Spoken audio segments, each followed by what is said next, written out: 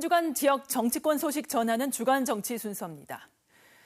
경상북도 신임 경제부지사에 양금희 대구 북구갑 국회의원이 내정됐습니다.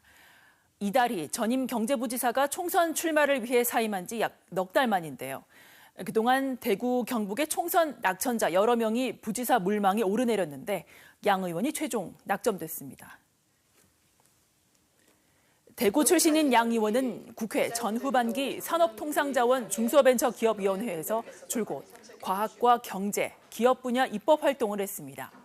첨단산업 인재혁신특별법과 국가자원안보특별법, 지능형 로봇법 개정안을 대표 발의해 통과시켰는데요.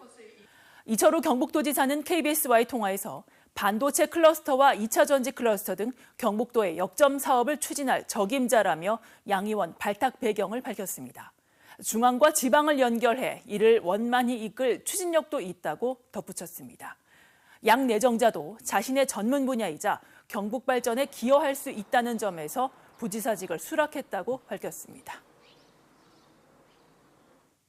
경북이 구미에 반도체 특화단지하고 2차 전지 특화단지 포항에 만들 때 제가 산업위에 있었잖아요. 그 역할을 어차피 많이 했었고 경주의 SMR 연구 관련한 산단하고 그다음에 수소 에너지 산단을 이제 영덕하고 봉화 쪽 그쪽에 생각하고 계시거든요. 그게 제가 다 4년 동안 다루었던 주제들이에요.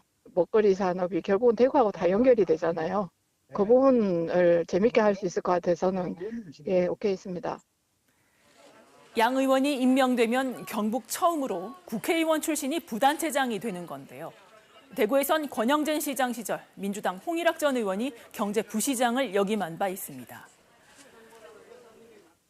특히 양 의원이 대구와 경북 산업의 가교 역할을 할 수 있다는 점에서 최근 재점화된 대구 경북 행정통합에도 밑거름이 될 거란 전망이 나옵니다. 다음 소식입니다. 추경호 국민의힘 원내대표가 정부 정책에 대해 공개 비판했습니다. 정부가 국가 통합 인증, 즉 KC마크가 없는 해외 제품 직구를 금지하겠다고 했다. 사흘 만에 철회한 것을 언급한 건데요. 취임 당시 당이 민생 현안에 대해 주도적 역할을 하고 민심을 가감없이 정부에 전달하겠다고 밝힌 지 10일 만이었습니다. 지난 20일 열린 국민의힘 비상대책위원회 회의. 추 원내대표의 발언 첫 순서는 직구 규제 논란이었습니다.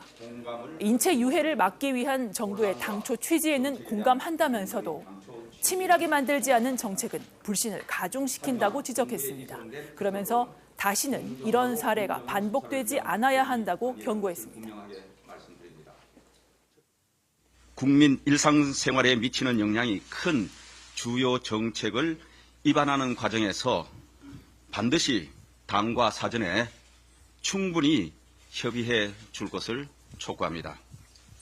당정 협의 없이 설익은 정책이 발표되어 국민들의 우려와 혼선이 커질 경우 당도 주저없이 정부에 대해 강한 비판의 목소리를 낼 것임을 분명히 말씀드립니다.